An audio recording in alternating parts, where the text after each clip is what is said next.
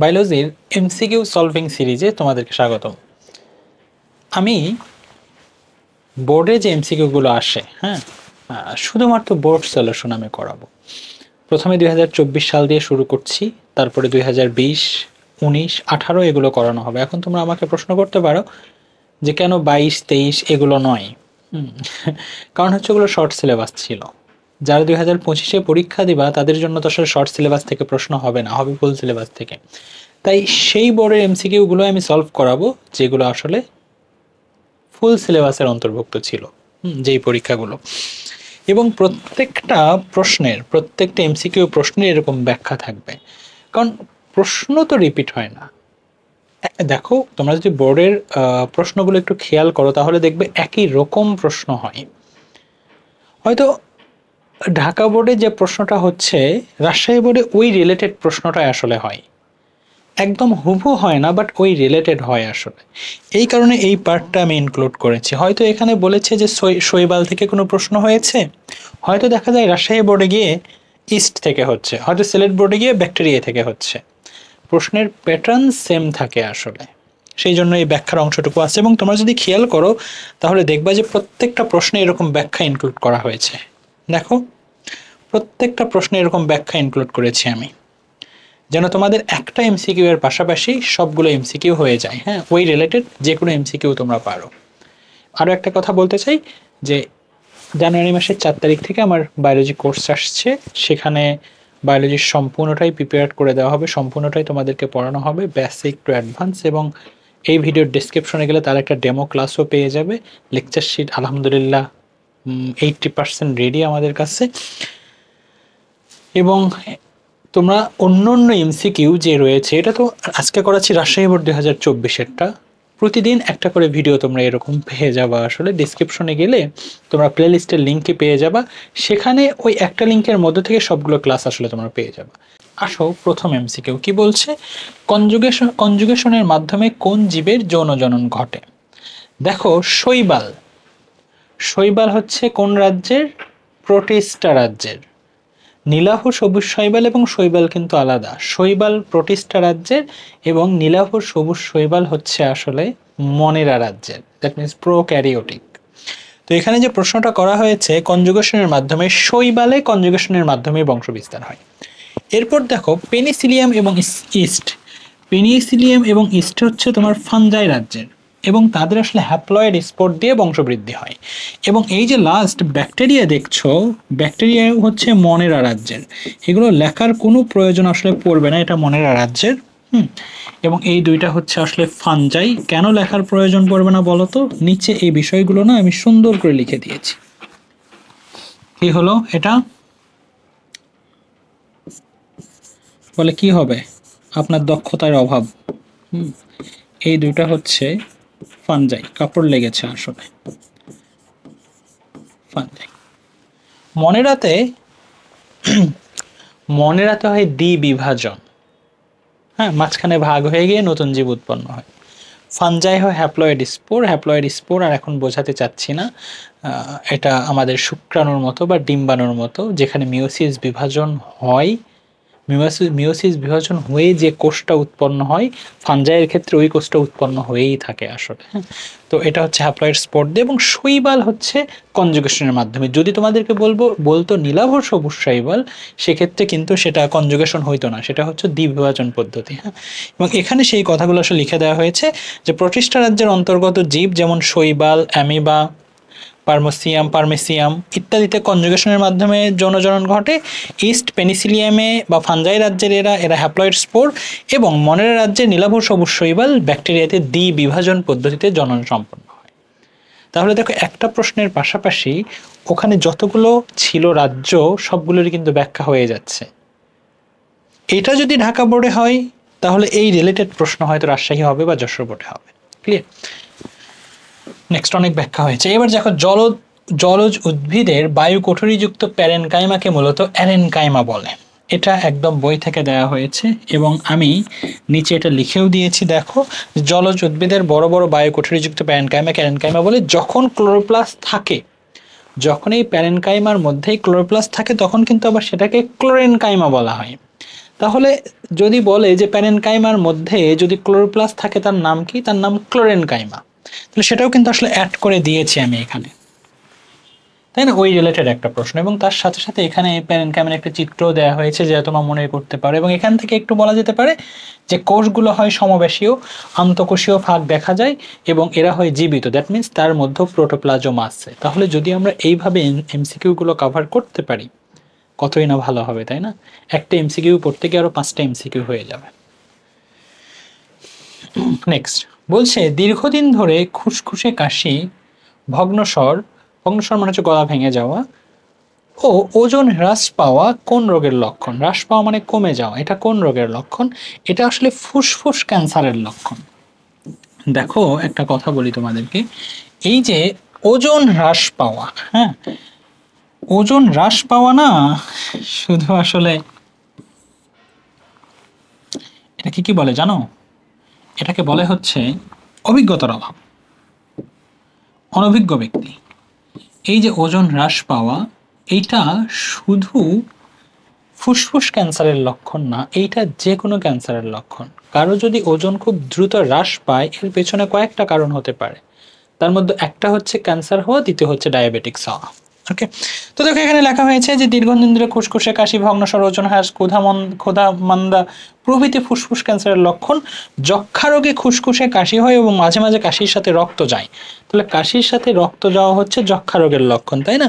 ব্রনকাইটিসে আক্রান্ত হলে কাশি, বুকে ব্যথা ও শ্বাসকষ্ট হয়, তাহলে ব্রনকাইটিস হলে বুকে ব্যথা এবং শ্বাসকষ্ট হবে, এবং গলার শিরা ফুলে যায়, দেখো ঠোঁট নীল হয়ে যায়, গলার শিরা ফুলে যায়।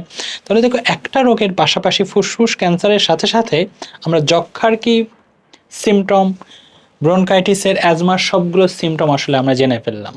এইভাবে কেন এমসিকিউ করতে হবে তোমাদের জানো? কারণ এই প্রশ্ন যদি রাজশাহী বোর্ডে হয় তাহলে ওই রিলেটেড হয়তো ব্রনকাইটিস দিয়ে অন্য বোর্ডে হবে, অ্যাজমা দিয়ে অন্য বোর্ডে হবে, তাহলে একটা এমসিকিউ এর পাশাপাশি সবগুলো এমসিকিউ জেনে যাও। এইভাবে আমি তোমাদেরকে 9টা 18টা 20টা বোর্ড সলভ করাবো, প্রতিদিন একটা করে ভিডিও পাবা, 20টা বোর্ড আমি সলভ করিয়ে দেব, এবং এগুলোর পরীক্ষা নেওয়া হবে। আমাদের যে পাবলিক গ্রুপ রয়েছে সেখান থেকে ডিসক্রিপশনে গেলে লিঙ্কও পেয়ে যাবো, প্রতিদিন পরীক্ষা দিয়ে তোমরা যাচাইও করতে পারবা আসলে, ঠিক আছে? তো একটু জয়েন করো গ্রুপটাতে এবং বন্ধুদের জানিয়ে দিও। হ্যাঁ, উপকার করার ক্ষেত্রে, মানুষের উপকার করার ক্ষেত্রে এটা সবাই মিলে হওয়াটা ভালো। মানুষের উপকার করা এবং করার প্রবণতা, ইচ্ছা, এটা খুব ভালো একটা গুণ, যে না আমি এটা পড়ছি, আমি শিখছি, তোমার বন্ধুদেরকেও একটু শিখুক, এতে করে তোমার কমবে না, ঠিক আছে না? নেক্সট এরপর বলছে বৃক্কের সংগ্রাহক নালিকায় কোন আবরণী টিস্যু থাকে? বৃক্কের সংগ্রাহক নালিকায় থাকে স্কোয়ামাস। স্কোয়ামাস মানে হচ্ছে আইসের মতো, সরি স্কোয়ামাস হয়েছে এইটা, দেখো মাছের আইসের মতো, হ্যাঁ, এটা সংগ্রাহক নালিকা থাকে। বৃক্ক যখন আমরা পড়বো তখন শিখবো, দেখো চিত্র আমি দিয়েছি এখানে, দেখো লিখে দেওয়া হয়েছে বৃক্কের সংগ্রাহক নালিকায় থেকে কিউবয়েডাল। কিউবয়েডাল হচ্ছে কোনটা? এই যে এটা হচ্ছে কিউবয়েডাল, সরি আমি ভুল করেছি, কিউবয়েডাল মানে হচ্ছে কিউব আকৃতির, এখানে দৈর্ঘ্য, প্রস্থ, উচ্চতা সবকিছু সমান থাকে, সেজন্য বলা হয় কিউবয়েডাল। এটা হচ্ছে কলামনার মানে কলামের মতো, হ্যাঁ, বেশ লম্বা লম্বা, ঠিক আছে না? এগুলোকে বলা হয় কলামনার। এটার মাছের আইসের মতো, এই জন্য স্কোয়ামাস বলা হয়। তো দেখো এখানে লিখে দেওয়া হয়েছে যে বৃক্কে হবে বৃক্কের সংগ্রাহক নালিকায় কিউবয়েডাল আবরণী টিস্যু উপস্থিত থাকে। স্কোয়ামাস আবরণী টিস্যু পাওয়া যায় বৃক্কের ব্রোম্যান্স ক্যাপসুলে। ব্রোম্যান্স ক্যাপসুল মূলত ছাঁকন যন্ত্র হিসেবে কাজ করে। রক্ত থেকে দেখো অ্যাফারেন্ট আর্টারিওলের মধ্য দিয়ে রক্ত ঢোকে এবং ইফারেন্ট দিয়ে বের হয়ে যায়, এবং এখানেই মূলত কি হয়ে যায়, রক্তটা পরিষ্কার হয়ে যায়, ওখানে থাকে স্কোয়ামাস আবরণী টিস্যু। এবং স্কোয়ামাস আবরণী টিস্যুর কাজই হচ্ছে ও পরিষ্কারের, রক্ত পরিচ্ছন্নের কাজটা করে আসলে। হ্যাঁ, আচ্ছা, প্রাণীর অন্ত্রের অন্তঃপ্রাচীরে কলামনার অন্তঃপ্রাচীরে কলামনার আবরণী টিস্যু থাকে, এবং মেরুদণ্ডী প্রাণীদের শ্বাসনালীতে থাকে সিলিয়া যুক্ত। সিলিয়া মানে হচ্ছে ধরো যে তোমার ওই যে লোমের মতো দেখতে বেশ খাদযুক্ত এরকম মনে হয়। এটা শ্বাসনালীতে এরকম থাকার কারণ হচ্ছে কি, যদি কোনো অপ্রয়োজনীয় বস্তু, দেখো শ্বাসনালী তো অক্সিজেন যাওয়ার জন্য, ফুসফুস তো অক্সিজেন নেবে, শুধু খাবার তো নেবে না। যদি কখনো ভুল করে খাবার চলে যায় সেক্ষেত্রে ওটাকে বের করে দেয়। এই সিলিয়াটা ওই কাজটাই করে, আসলে খাবারটা খুব দ্রুত গতিতে বাইরের দিকে বের করে দেয়। আচ্ছা, তাহলে বৃক্কের সংগ্রাহক নালিকায় কি থাকে? কিউবয়েডাল থাকে। এবং তার সাথে সাথে সিলিয়া যুক্ত কোথায় থাকে? ট্রাকিয়াতে থাকে, তাই না? কলামনার কোথায় থাকে? অন্ত্রে থাকে, অর্থাৎ নারী ভুঁড়িতে, মানুষের নারী ভুঁড়িতে। স্কোয়ামাস কোথায় থাকে? সংগ্রাহক নালিকায় থাকে। তাহলে সবগুলো কিন্তু জানা হয়ে গেল আমাদের। আচ্ছা, অ্যানাফেজ ধাপের এল আকৃতির ক্রোমোজোমকে কি বলে? দেখো, অ্যানাফেজ দশায় ক্রোমোজোমকে আমরা সেন্ট্রোমিয়ারের অবস্থান অনুযায়ী ক্রোমোজোমকে কয়েক ভাগে ভাগ করা হয়। একটা হচ্ছে মেটাসেন্ট্রিক, যখন ক্রোমোজোমটা একদম সেন্ট্রোমিয়ারটা ক্রোমোজোমের একদম মাঝখানে তখন থাকে, তখন মেটাসেন্ট্রিক বলা হয়।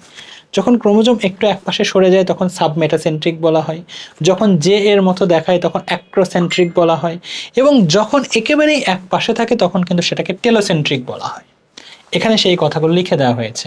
তো এল, তার মানে এটা সাবমেটাসেন্ট্রিক, এবং সবগুলোর জন্য এখানে লিখে দেওয়া হয়েছে। ওকে, একটা জানলেই সব হয়ে যাবে। নেক্সট, অনিয়ন্ত্রিত মাইটোসিস বিভাজনের ফলে কি হয়? অনিয়ন্ত্রিত মাইটোসিস বিভাজনের ফলে ক্যান্সার কোষ সৃষ্টি হয়, জরায়ুমুখে টিউমার সৃষ্টি হয়, ক্যান্সার কোষ সৃষ্টি হয়। এখানে উদ্ভিদের অর্বুদ, অর্বুদ টিউমার, আসলে অর্বুদকে টিউমার বলা যায়, বাট এটা উদ্ভিদের ক্ষেত্রে এই জন্য এটা কারেক্ট অ্যান্সার নয়।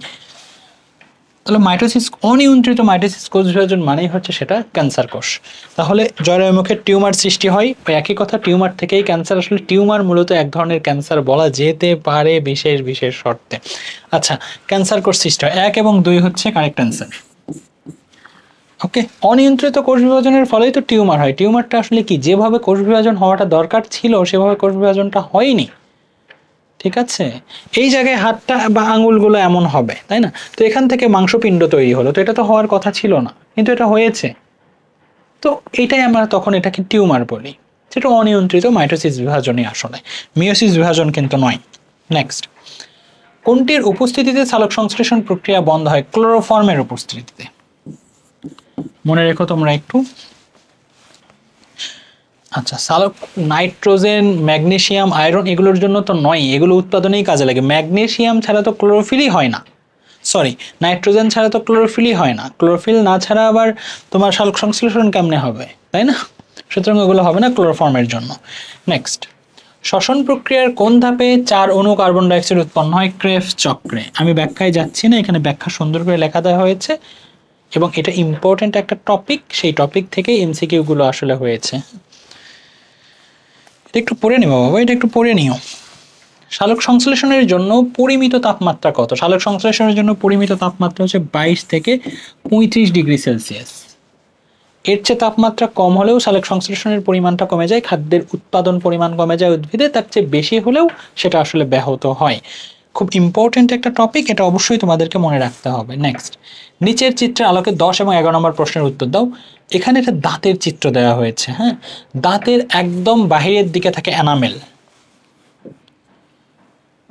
যেমন তোমাদেরকে যদি দেখাই, এই যে একদম ওপরের এই অংশটা হচ্ছে আসলে এনামেল, তারপরে এই যে অংশটা, তার নিচেই যে অংশটা দেখতে পাচ্ছ যেটা পি কে রেখেছে, ওটা আসলে ডেন্টিন। ক্লিয়ার? এবং এই ভেতরের অংশটা হচ্ছে, এই ভেতরের অংশটা হচ্ছে আসলে দন্তমজ্জা। ডেন্টিন থেকে ভেতরের দিকে, ডেন্টিন থেকে ভেতরের দিকে যে এটা যেটা থাকে এটা আসলে দন্তমজ্জা। এখানে কি থাকে? দন্তমজ্জায় কি থাকে? ওখানে স্নায়ুকোষ থাকে, ওখানে রক্তজালিকা থাকে। দাঁতের উপরের দিকে স্নায়ু থাকে না, বাট দাঁত তো বৃদ্ধিপ্রাপ্ত হয় আসলে, ওখানেও একটা কোষ, তো ওখানে কোষ আছে না? আচ্ছা, প্রশ্ন কি করেছে, আর চিহ্নিত অংশটির নাম কি? আর চিহ্নিত অংশ দেখো, এই যে ভেতরের জায়গাটা, ভেতরের জায়গাটার নাম কি? ভেতরের জায়গাটার নাম হচ্ছে দন্তমজ্জা। আর চিহ্নিত অংশটার নাম হলো দন্তমজ্জা। Clear? Next, P O Q তৈরির উপাদান হলো, দেখো এদিকে দেখো, পি ও কিউ, তার মানে এনামেল এবং ডেন্টিনের কথা বলছে। এনামেল একদম বাইরের দিকে থাকে, তার নিচেই থাকে ডেন্টিন, তার ভেতরে থাকে, তার নিচে থাকে দন্তমজ্জা। তো এনামেল এবং ডেন্টিন আসলে তৈরি হয়, আমি এখানে লিখেও দিয়েছি যে ক্যালসিয়াম ফসফেট, ক্যালসিয়াম কার্বনেট দিয়ে তৈরি হয়। দেখো ভালো করে, যে পি কিউ আর দ্বারা যথাক্রমে এনামেল, ডেন্টিন ও দন্তমজ্জাকে বোঝানো হয়েছে, পাল্পকে। এটা পাল্প হবে, পাল্পকে নির্দেশ করা হয়েছে। ডেন্টিনের ভেতরের ফাঁপা নরম অংশকে দন্তমজ্জা বলে, এর ভেতরে ধমনী, শিরা, স্নায়ু সবকিছু লিখে দেওয়া হয়েছে আসলে। এনামেল এবং dentine calcium phosphate, calcium carbonate এবং ফ্লোরাইড দিয়ে গঠিত হয়। দেখো কতটা তথ্যবহুল একটা এমসিকিউ। তো যদি তোমরা একটু শুয়ে শুয়ে এই স্লাইডটা পড়ো, এগুলো পড়ো, তাহলে ফুল প্রিপারেশন কিন্তু তোমাদের হয়ে যাবে আসলে এমসিকিউ এর। ঠিক আছে, তাহলে দেখো পি ও কিউ এর উপাদান কি? পি ও কিউ আমরা একটু আগে দেখেছি, ক্যালসিয়াম ফসফেটও হয়, ক্যালসিয়াম কার্বনেট হয় এবং ফ্লোরাইড হয়। যেহেতু ম্যাগনেসিয়াম সালফেট না, এটা উপাদান নয়, তাহলে উত্তর হচ্ছে 1 এবং 2, আনসার হলো তার মানে আমাদের এটা। ক্লিয়ার? Next next. এবার আসো এখানে, নিচের কোনটি শর্করা জাতীয় খাদ্য পরিপাক করে? ওকে, অ্যামাইলেজ শর্করা জাতীয় খাদ্য পরিপাক করে। অ্যামাইলেজ শ্বেতসার থেকে, শ্বেতসার কোনগুলো? শ্বেতসার হচ্ছে তোমার এই যে চিনি, রুটি, এগুলোকে শ্বেতসার বলা হয়। ওকে, গ্লুকোজ হচ্ছে শ্বেতসার থেকে প্রাপ্ত আসলে সরল একটা রূপ। হ্যাঁ, তো অ্যামাইলেজ আসলে শর্করা জাতীয় খাদ্য পরিপাক করে। লাইপেজ আসলে স্নেহ জাতীয় খাদ্য পরিপাক করে। তারপরে পেপসিন পলিপেপটাইডে রূপান্তরিত করে, অর্থাৎ আমিষ জাতীয় খাবার পরিপাক করে। আমিষ জাতীয় যে খাবার সেটাকে পরিপাক করে আসলে পেপসিন, এবং সেটাকে পলিপেপটাইডে পরিণত করে। এই পলিপেপটাইডকে আবার ট্রিপসিন সরল পেপটাইড এবং অ্যামাইনো অ্যাসিডে পরিপাক মানে রূপান্তরিত করে। এই কথাগুলো আসলে এখানে লেখা হয়েছে, এবং এই অধ্যায় যখন তোমাদেরকে পড়ানো হবে বেসিক অর্থাৎ প্রাইভেট ব্যাচ, যেটা ওপেন হবে হচ্ছে আমাদের জানুয়ারি মাসের 4 তারিখ থেকে, সেখানে তো এগুলো সুন্দর করে শিখিয়ে দেওয়া হবেই আসলে। ক্লিয়ার? এবং দেখো সব কিছু লেখা হয়েছে, যে কোনটা কোনটা কি কাজ করে সব কিন্তু আমি লিখে বলেই দিলাম, তাই না? এগুলো মিছে। দেখো এখানে লেখা হয়েছে, অ্যামাইলেজ শ্বেতসারকে সরল শর্করায় পরিণত করে। আচ্ছা, লাইপেজ স্নেহ জাতীয় পদার্থকে ফ্যাটি অ্যাসিড ও গ্লিসারলে রূপান্তরিত করে। স্নেহ জাতীয় পদার্থকে পরিপাক করে, সোজা কথা যেটা।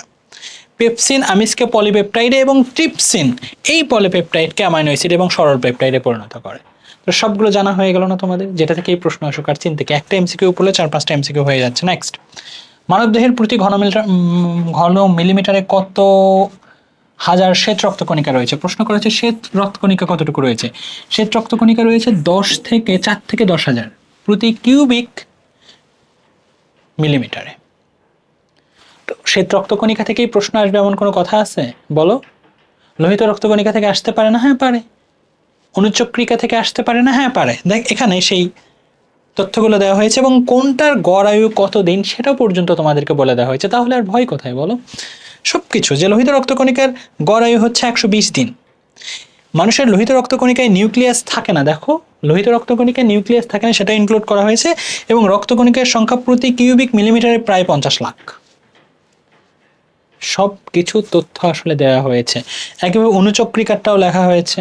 শ্বেত কণিকা, শ্বেত রক্তকণিকা যে জীবাণু ধ্বংস করে, এবং এর গড় আয়ু 1 থেকে 15 দিন, সেটাও।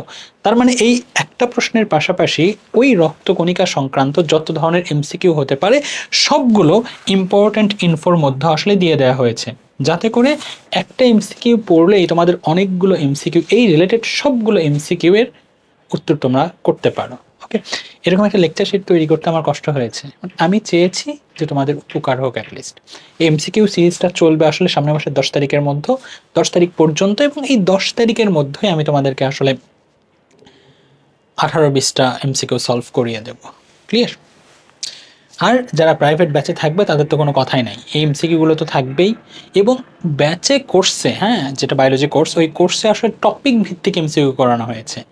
বোর্ড তো থাকছেই, আবার টপিক ভিত্তিক একটা করে টপিক পড়া হচ্ছে, এবং সেই টপিক থেকে কতগুলো বা কী ধরনের এমসিকিউ হতে পারে সেগুলো সলভ করে দেওয়া হচ্ছে, হবে আর কি। নেক্সট, রক্তের কোন গ্রুপকে সার্বজনীন দাতা গ্রুপ বলা হয়? ওকে বলা হয় সার্বজনীন দাতা। এখানে কিছু লেখা হয়েছে যে রক্তের ও গ্রুপকে সার্বজনীন দাতা বলা হয়, তবে এক্ষেত্রে ও গ্রুপের আরএ স্পেক্টর নেগেটিভ হতে হবে, এটা একটা গুরুত্বপূর্ণ, তাই না? যে আরএ স্পেক্টর নেগেটিভ হতে হবে। আর এবি ব্লাড গ্রুপধারী ব্যক্তিকে যে কোনো, এবি যাদের রক্তের গ্রুপ এবি তারা যে কোনো ব্লাড গ্রহণ করতে পারে, তার মানে এরা সর্বজনীন গ্রহীতা। ও হচ্ছে সর্বজনীন দাতা, আমার ব্লাড গ্রুপ ও পজিটিভ, সার্বজনীন দাতা। আর এবি হচ্ছে সার্বজনীন গ্রহীতা। তাহলে এই তথ্যটাও পেয়ে গেলাম। কোনো একটা বোর্ডে হয়তো দাতা থেকে প্রশ্ন আসলো, কোনো একটা বোর্ডে গ্রহীতা থেকে আসবে। সুতরাং আমার একটা লেকচার তোমাকে 2টা তথ্যই প্রোভাইড করছে, কি আবাদ। Next, larynx. আচ্ছা ঠিক আছে, ল্যারিংসের অবস্থান কোথায়? এটা গলবিলের নিচে এবং শ্বাসনালীর উপরে অবস্থিত। স্বরযন্ত্রের দুই ধারে দুই পাশে দুটো পেশি থাকে, যাকে ভোকাল কর্ড বলা হয়। হ্যাঁ, আচ্ছা এখানে লেখা হচ্ছে স্বরযন্ত্রের উপরের দিকে একটা ঢাকনা আকৃতি, এটা যেভাবে আকৃত হবে বলে মনে হয় না। এটা হবে ঢাকনা আকৃতি। ঢাকনা আকৃতির একটা বস্তু রয়েছে যেটাকে বলা হয় উপজিহ্বা বা এপিগ্লোটাস। আচ্ছা, এরপরে বলা হচ্ছে যে দেখো গলবিলের উপরিতলে একটি ছোট জিহ্বার মতো অংশ থাকে, সেটাকে বলা হয় আলা জিহ্বা, যেটার কথা আমি বলছিলাম। খাদ্য এবং পানীয়, যখন তুমি খাবারটা খাচ্ছ, এই যে নাকের ছিদ্রটা তো গলবিলের মধ্য দিয়ে উন্মুক্ত হয়েছে, যখন খাবারটা খাচ্ছ খাবারটা নাক দিয়ে বের হয়েও আসতে পারে, তাই না? যেন এই বের হয়ে না আসে সেই জন্যই আলা জিহ্বা যেগুলো আছে না, সেগুলো ওই ছিদ্র দুটো বন্ধ করে দেয়, যেন নাক দিয়ে খাবার বের হয়ে আসতে না পারে। তো সব সত্যই জানা হয়ে গেল। একজন স্বাভাবিক মানুষ প্রতিদিন কত লিটার মূত্র ত্যাগ করে? 2 লিটার। অনেক সময় লেখা থাকতে পারে 2000 মিলিলিটার, একই কথা। নেক্সট, করটিকা কোন ধরনের অস্থিসন্ধি? করটিকা মানে হচ্ছে মাথায় যে হাড়গুলো রয়েছে না, সেগুলোকে বলা হয় করটিকা। এটা হচ্ছে নিশ্চল, এরা চলতে পারে না, এরা মুভ করতে পারে না। তাহলে বল ও কোটর, পূর্ণ সচল, ঈষৎ সচল, এগুলো কোনগুলো সেটা একটু দেখছি। ঈষৎ সচল হচ্ছে হালকা করে নড়াচড়া করতে পারে, যেমন মেরুদণ্ডের হাড়গুলো একটু বাঁকতে পারছো, এমন করতে পারছো, ঈষৎ সচল মেরুদণ্ডে। লিখে দেওয়া হয়েছে দেখো, নিশ্চল অস্থিসন্ধি যেমন করটিকার অস্থিসন্ধি, ঈষৎ সচল অস্থিসন্ধি যেমন মেরুদণ্ডের অস্থিসন্ধি। ওকে, তারপর হচ্ছে পূর্ণ সচল অস্থিসন্ধি, কাঁধ, পুরুষন্ধি। কাঁধ দেখো পুরোটাই ঘোরাইতে পারবে, তাই না? এইভাবে পুরোটাই ঘোরানো যায়। তাহলে কাঁধে যে সন্ধিটা রয়েছে, হাড়ের যে ইয়েটা রয়েছে, সেটা পূর্ণ সচল অস্থিসন্ধি। উরুসন্ধি, তুমি পা ইচ্ছা করলে এভাবে রাউন্ড করাতে পারো, তাই না? আবার হাতের কোনোই এভাবে আমরা কি করতে পারছি? পুরোটাই চালাতে পারছি। ওকে, তারপর আঙুলগুলোতেও এ ধরনের অস্থিসন্ধি পাওয়া যায়, তাই না? এবং এগুলো হচ্ছে সাইনোভিয়াল অস্থিসন্ধিও এদেরকে আসলে অনেক সময় বলা হয় না, এগুলো আসলে সাইনোভিয়াল অস্থিসন্ধি। প্রত্যেকটা পূর্ণ সচল অস্থিসন্ধি মূলত সাইনোভিয়াল অস্থিসন্ধি। তাহলে দেখো অনেকগুলো তথ্য এখানে লেখা হয়েছে। এখন কথা হচ্ছে বল ও কোটর, তাহলে কার? আমরা বুঝলাম যে ঈষৎ সচল বুঝলাম, পূর্ণ সচল বুঝলাম, তাহলে বল ও কোটর কি? আসলে পূর্ণ সচল অস্থিসন্ধি হয়, পূর্ণ সচল অস্থিসন্ধির একটা প্রকার হচ্ছে বল ও কোটর অস্থিসন্ধি। বল ও কোটর আলাদা কোনো কিছু নয়, বরং পূর্ণ সচল অস্থিসন্ধির একটা প্রকারের মধ্যে আছে বল ও কোটর অস্থিসন্ধি। ঠিক আছে, ক্লিয়ার?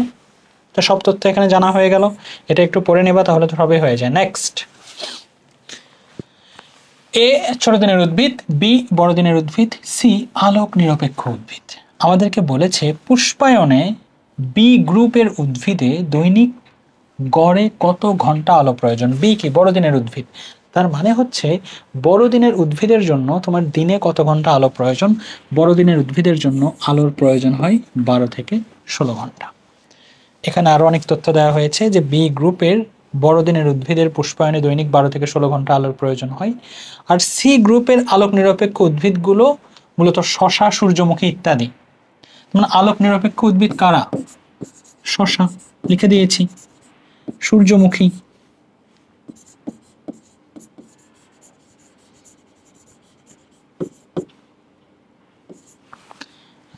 এসব উদ্ভিদের পুষ্পায়নের জন্য, যেহেতু আলোক নিরপেক্ষ উদ্ভিদ, এদের পুষ্পায়নের জন্য আলো কোনো বড় বা কোনো ভূমিকাই পালন করে না।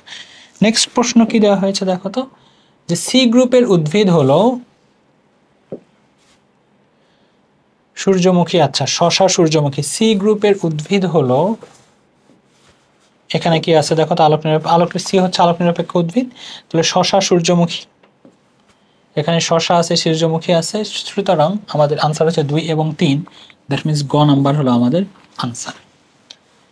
তোমার আলোক নিরপেক্ষ উদ্ভিদ কোনগুলো সেটা বলো। মোট কথা হচ্ছে এই, কোন পরাগী ফুল ছোট হলে পুষ্পমঞ্জুরিতে সাজানো থাকে? প্রাণী পরাগী ফুল। পুষ্পমঞ্জুরি মানে কি? যদি কোনো উদ্ভিদের কোনো একটা কাণ্ডে ফুলগুলো বিশেষ নিয়মে সাজানো থাকে তখন সেটা পুষ্পমঞ্জুরি বলা হয়। যেমন কদম ফুলের ক্ষেত্রে খেয়াল করো, থোকায় থোকায় থাকে। হ্যাঁ, এগুলো হচ্ছে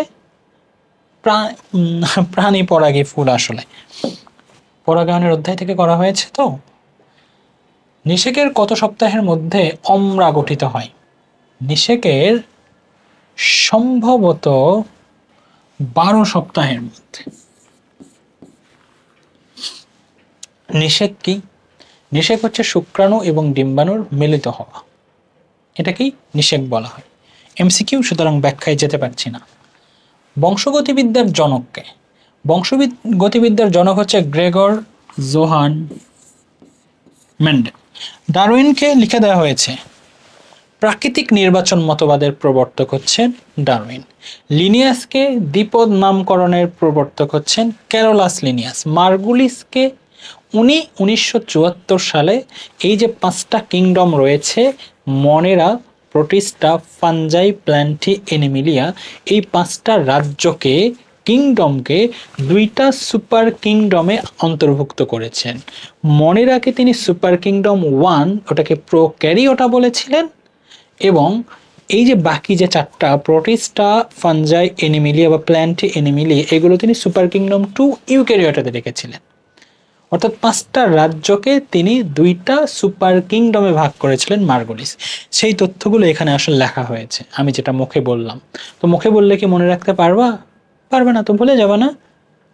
কিন্তু এটা তো আর ভুলবা না, লেকচার শিট তো থাকবে। তাহলে এই জায়গায় ওটা আমি একটু কষ্ট করে তোমাদেরকে লিখে দিয়েছি। ওকে, নেক্সট 23 নম্বর প্রশ্ন। নিচের উদ্দীপক অনুসারে 23 ও 24 উদ্দীপকটা আসলে কি? উদ্দীপকটা আসলে চিত্র, সরি নিউক্লিয়াস। উদ্দীপক তো চিত্রই, এটা হচ্ছে মূলত একটা নিউক্লিয়াস। নিউক্লিয়াসের চিত্র দেখো, বইয়ে তো চিত্রগুলো আসলে এরকমই হয়।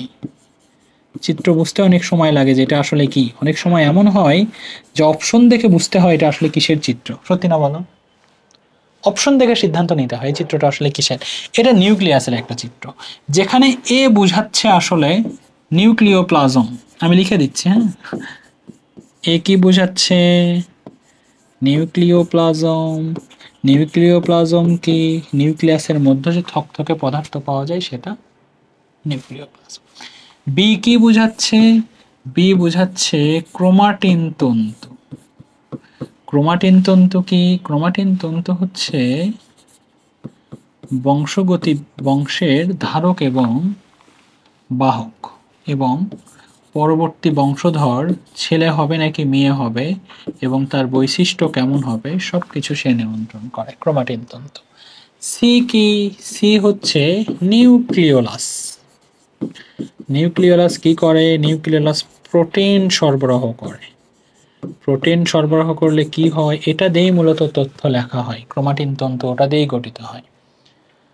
ডি কি? ডি হচ্ছে নিউক্লিয়ার মেমব্রেন বা নিউক্লিয়ার পর্দা, অর্থাৎ নিউক্লিয়াসকে ঘিরে যে পর্দাটা থাকে না, সেটাই হচ্ছে আসলে নিউক্লিয়ার পর্দা। এবং এই পর্দা থাকার কারণে নিউক্লিয়াসের ভেতরে যে পদার্থগুলো রয়েছে, যেমন নিউক্লিওপ্লাজম, নিউক্লিওলাস, ক্রোমাটিন তন্তু, কোষের ভেতরে ছড়িয়ে পড়তে পারে না।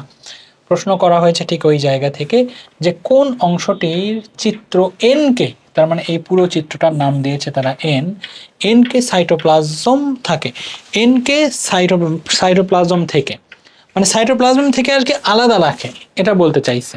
সাইটোপ্লাজম থেকে আলাদা রাখে কোন চিত্রটা? প্লাজমা, সরি আমার নিউক্লিয়ার মেমব্রেনটা। নিউক্লিয়ার মেমব্রেন যদি না থাকতো তাহলে ওই নিউক্লিয়াসের ভেতরে যা যা ছিল সব কিন্তু কোষের মধ্যে ছড়িয়ে পড়তো। তো যদি প্রশ্ন করে তোমাদেরকে যে নিউক্লিয়াসের কোনটির কারণে নিউক্লিয়াসের ভেতরের বস্তুগুলো কোষের মধ্যে ছড়িয়ে পড়তে পারে না? নিউক্লিয় পর্দা বা নিউক্লিয়ার মেমব্রেনের কারণে ছড়িয়ে পড়তে পারে না। এখানে সব তথ্য যে এ বি সি ডি কে কোনটা এখানেও লেখা আছে, আমি আলাদা করে লিখেও দিলাম। নেক্সট 24 নম্বর প্রশ্ন। বি থেকে সৃষ্ট উপাদান। বি কে ছিল? বি ছিল ক্রোমাটিন তন্তু, হ্যাঁ। বি থেকে সৃষ্ট উপাদান জিন ধারণ করে, হ্যাঁ। জিন কি? ক্ষুদ্র ক্ষুদ্র বস্তু যেটা বৈশিষ্ট্য ধারণ করে, যে কার কেমন বৈশিষ্ট্য হবে। দেখো একবার চিন্তা করো যে আমাদের দেহ কি দ্বারা গঠিত? কোষ দ্বারা গঠিত। তাহলে আমাদের প্রত্যেকের আলাদা আলাদা বৈশিষ্ট্য রয়েছে, তো আমরা বলতে পারি সেই বৈশিষ্ট্যগুলো কোষের বৈশিষ্ট্য।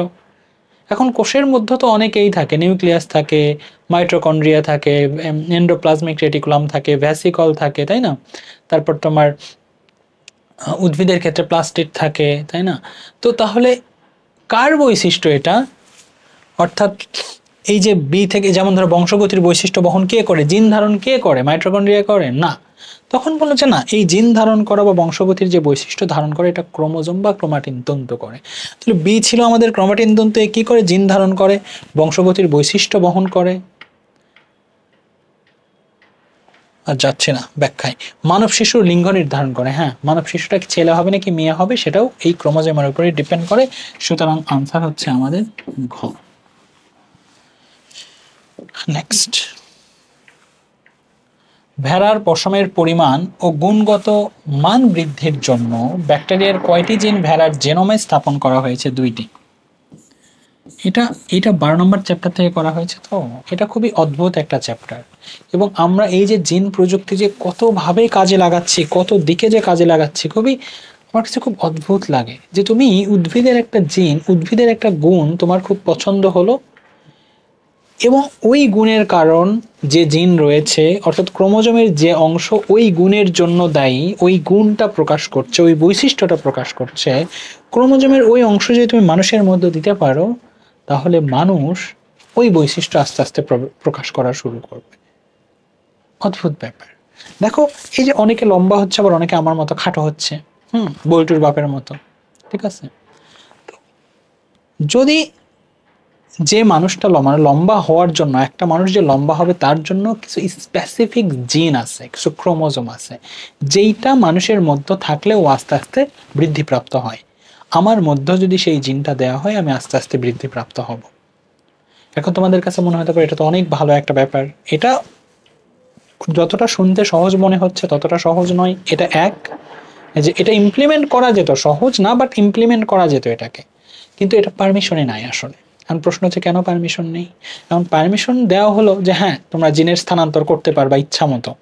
তো দেখা গেল যে তুমি এইরকম যেখানে থাকো, তুমি তোমার ল্যাবে এরকম 100টা মানুষ তৈরি করছো যারা উচ্চতায় হচ্ছে 50 ফিট, ঠিক আছে, লম্বা সেই আবার এদিকেও তেমন, তো এইরকম 50টা মানুষকে দিয়ে তুমি রাজত্ব চালাও, তো অন্যায় করতে পারবে না, তুমি যা ইচ্ছা তুমি তাই করবে, ওদেরকে থামাবে কে বলো?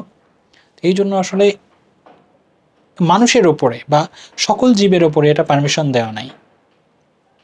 যেমন ধরো আগে যে আমাদের দেশীয় গরু যেগুলোকে বলি বা দেশীয় ছাগল যেগুলোকে আমরা বলি, মানুষই বলছে ছাগল মানে এই নয় যে মাঝে মাঝে তোমাদেরকে তো ছাগল বলি আমি, সেই ছাগল নয়, তোমরা নয়, সত্যিই যেটা ছাগল। হ্যাঁ, তো এদেরকে লোম বা ভেড়া, এদেরকে লোম বেশি হয় দেশের যেগুলো, না ভেড়ার লোম তো বেশি হয় না, কিন্তু বাহিরের দেশে ভেড়ার লোম দিয়েই কিন্তু পোশাক বানানো হয়, কারণ সেখানে শীত অনেক বেশি। তো এখন ভেড়ার লোম দিয়ে যদি পোশাক বানানো হয় তাহলে অনেক বেশি ভেড়া লাগবে, তাই না? তো অনেক বেশি ভেড়ার জন্য অনেক বেশি খাবার লাগবে, অনেক বেশি খাবার, আবার অনেক অনেক বড় জায়গাও লাগবে অনেক ভেড়ার জন্য। তাহলে কি করা যায়? তখন তারা দেখলেন যে এই যে ভেড়ার লোম হবে সেটা কোন কোষের কারণে বা কোন ক্রোমোজোমের কারণে বা কোন জিনের কারণে হয়। যেই জিনের কারণে ভেড়ার লোম বেশি হয় এবং দ্রুত বৃদ্ধিপ্রাপ্ত হয়, পরবর্তী বংশধরগুলোতে সেই জিনটাই ভেড়ার মধ্যে স্থাপন করা হলো। এতে করে নতুন যে ভেড়াগুলো তৈরি হলো তাদের লোম খুব দ্রুত বৃদ্ধিপ্রাপ্ত হয়, আবার খুব ঘন হয়, বেশি হয়। তার মানে কি অল্প ভেড়া থেকেই বেশি পরিমাণ লোম পাওয়া গেল। এটা তোমার গাভীর ক্ষেত্রে বা উদ্ভিদের ক্ষেত্রেও কিন্তু করা হয়েছে। আগে দেখা যায় আমাদের দেশের গাভীগুলো 1 লিটার দুধ দেয়, বাহিরের গাভীগুলো 15 লিটার দুধ দেয়। আরে বাইরের গাভী মানে কি? কিছুই না। যেই জিনের কারণে একটা গাভীর দুধের পরিমাণ বাড়ে, পরবর্তী বংশধরগুলো তো সেই জিনের পরিমাণ বাড়ানো হয়েছে, এতে করে গাভী বেশি পরিমাণ দুধ উৎপাদন করতে পারছে। তাহলে এটা হচ্ছে জেনেটিক ইঞ্জিনিয়ারিং এর খুব চমকপ্রদ একটা ব্যাপার, যেটা মানুষের জন্য খুবই কাজে লাগছে। তো এই ব্যাপারগুলো না আমি কোর্সগুলোতেও খুব আলোচনা করি। এতে করে কি হয়, তোমাদের পড়ার প্রতি আগ্রহটা অনেক বেশি বাড়ে, কারণ স্টুডেন্টরা আসলে বোঝেই না এই অধ্যায়ে আমরা পড়বো কেন। আমি সেই জিনিসটা মানে এনশিওর করি যে তুমি এটা কেন পড়বা, এটা বাস্তব জীবনের কোথায় লাগছে। ম্যাক্সিমাম স্টুডেন্টকে বললে এরা বোঝায় জেনেটিক ইঞ্জিনিয়ারিং এর কাজটা কি, আসলে কি করবো, আমাদের বাস্তব জীবনে এটা কোথায় কাজে লাগছে। অনেক ক্ষেত্রে, অনেক ক্ষেত্রে। এবং আমি খুব সম্ভবত বায়োলজি কোর্সের ফার্স্ট ক্লাসটা জেনেটিক ইঞ্জিনিয়ারিং দিয়েই শুরু করব, তোমাদের 12 নম্বর চ্যাপ্টার যেটা, ওটা দিয়ে শুরু করব। ঠিক আছে, ডিসক্রিপশনে যাও, ভর্তির লিঙ্ক পেয়ে যাবা। একদম কোর্সের মূল্য একেবারেই কম, 370 টাকা রাখা হয়েছে।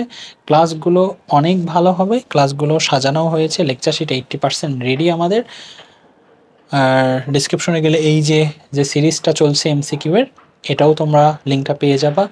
এবং কারণ এটাই যে প্রথমে তোমরা দেখছো তাও তো না, হয়তো এই ভিডিও দেখতে দেখতে তোমরা এই ভিডিও হয়তো পাওই নি, দেখা গেলো এর আগে 10টা ক্লাস হয়ে গিয়েছে, এরকম হতে পারে না? তো আমি এখানে প্লেলিস্টের লিঙ্ক দিয়ে দেবো, লিঙ্কে ক্লিক করলে সবগুলো ভিডিও একসাথে পেয়ে যাবে। এবং মোটামুটিভাবে 20টার মতো বোর্ড সলভ করলে তোমাদের এমসিকিউ আসলে খুব বেশি আর সমস্যা হবে না। ঠিক আছে, ভালো থেকো তোমরা সবাই, আল্লাহ হাফেজ।